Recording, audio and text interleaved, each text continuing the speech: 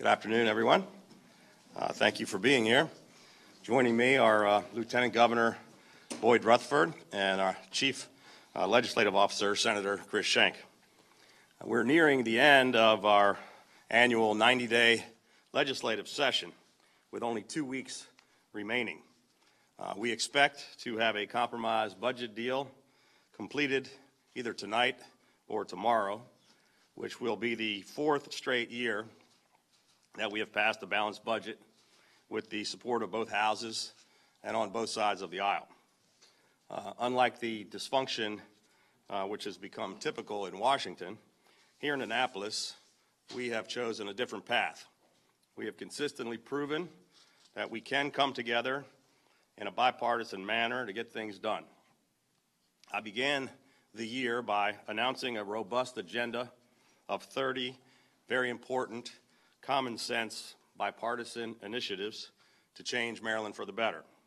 Over the past 76 days, we have been reaching across the aisle, working together, finding compromise, and making real progress for the people of Maryland. When it became clear that the federal tax reform bill would become law, I immediately announced my intent to stop increases that the bill would cause on Maryland's state and local taxes. I want to thank both the Senate and the House for joining with us to provide Maryland taxpayers relief from the potential of $1.2 billion in higher state and local taxes. While the Senate has passed additional tax relief, it doesn't appear yet that the House is taking this issue quite as seriously. The House needs to take action now and pass additional tax relief, as the Senate has already done. We remain hopeful that the legislature will also finish the job by enacting the rest of our tax relief initiatives for hardworking Marylanders, small businesses, and retirees.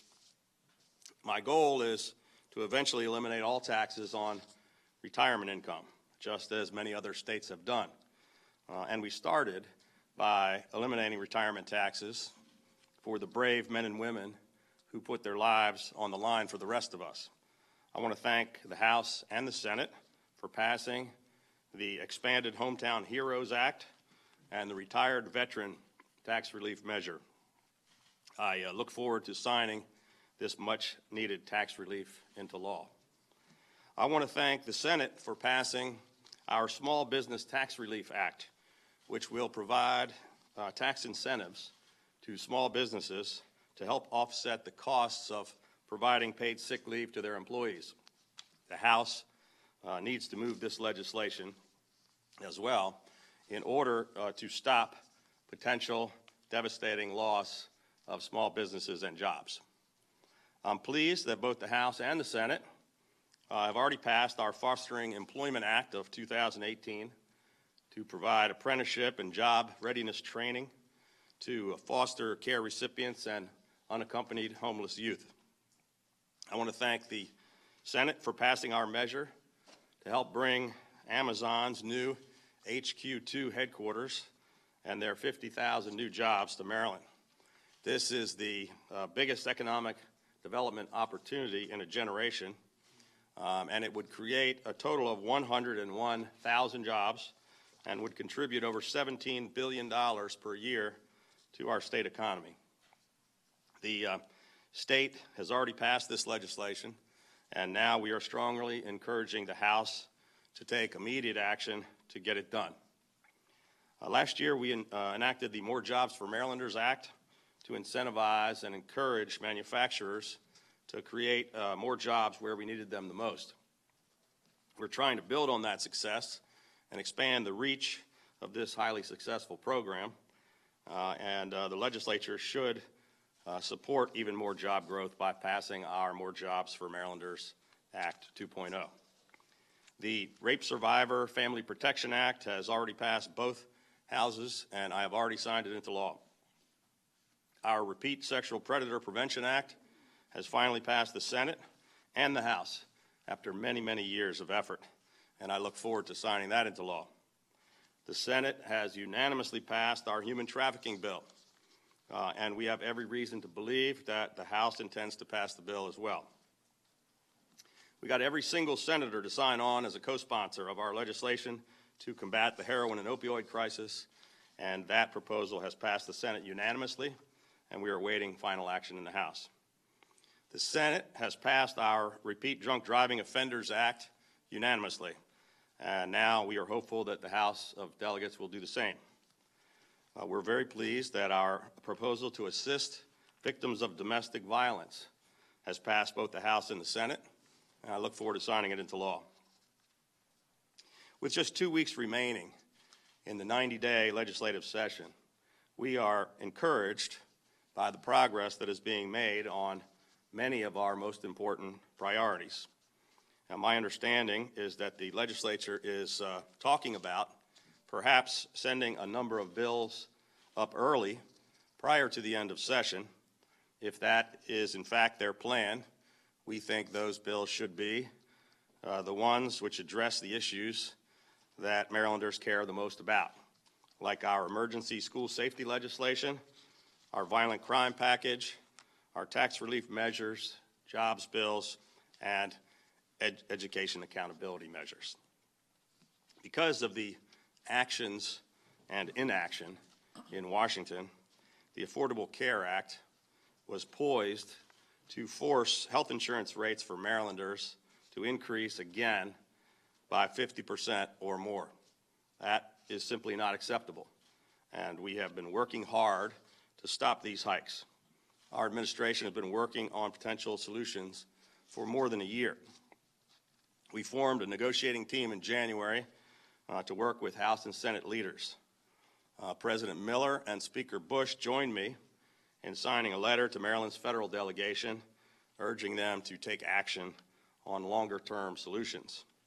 Unfortunately, nobody in Washington seems to have the will or the ability to address these serious problems. Washington is dysfunctional, and the process is broken.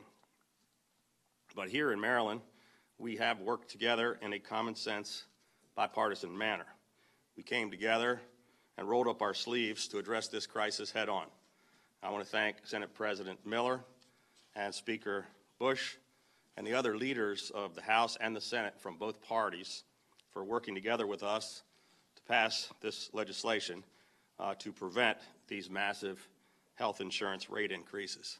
And I look forward to signing these protections into law as soon as they reach my desk. The Senate voted overwhelmingly to pass Senator Zirkin's comprehensive crime bill, which includes nearly all of our crime initiatives, including tougher sentences for repeat violent offenders and individuals who use guns to commit crimes. With only 2 weeks remaining in the session, it's time for the House now to take action on the omnibus crime package.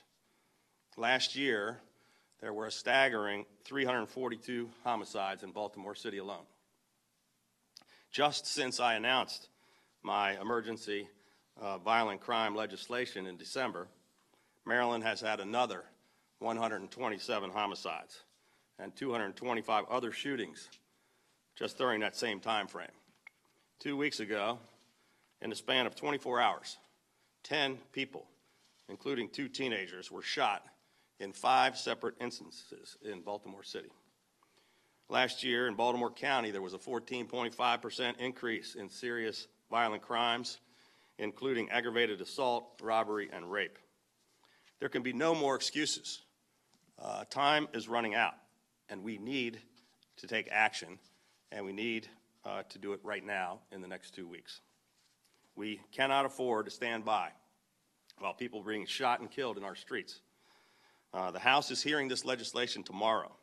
The time is now to take action and to vote to give law enforcement officers, prosecutors, and judges the tools they need to finally get these shooters and repeat violent offenders off of our streets once and for all.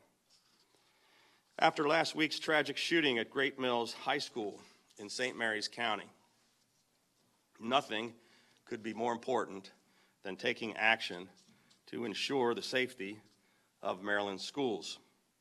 Last month, we introduced emergency school safety legislation that would take effect immediately to create aggressive statewide standards for school safety, to add an additional $125 million from our educational lockbox proposal to use casino revenues to accelerate and enhance school safety improvements, including secure doors and windows, metal detectors, security cameras, panic buttons, and other capital improvements, and to also add another $50 million per year in new school safety grants to pay for additional school resource officers and mental health counselors.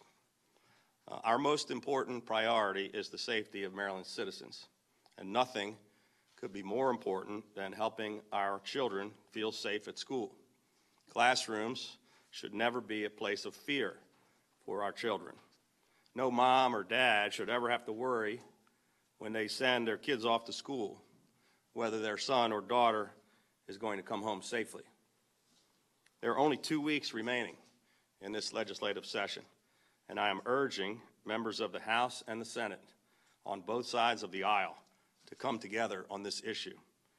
The time to make our schools safer is now. Throughout this legislative session, we've been reaching across the aisle, working together, compromising, getting things done, and making real progress together for the people of Maryland. Many important issues have been resolved, and I want to thank legislators on both sides of the aisle for working together with us. But with 2 weeks remaining in their legislative session, much more remains to be done. They must still take final action on school safety, health care, violent crime, tax relief, jobs, and education accountability. We will continue to work hard and to reach out. We will continue to listen and engage, and we remain committed to working with both sides of the aisle in both chambers of the legislature to reach even more common sense bipartisan solutions to the serious problems that face our state. Thank you. With that, I'd be happy to take any questions.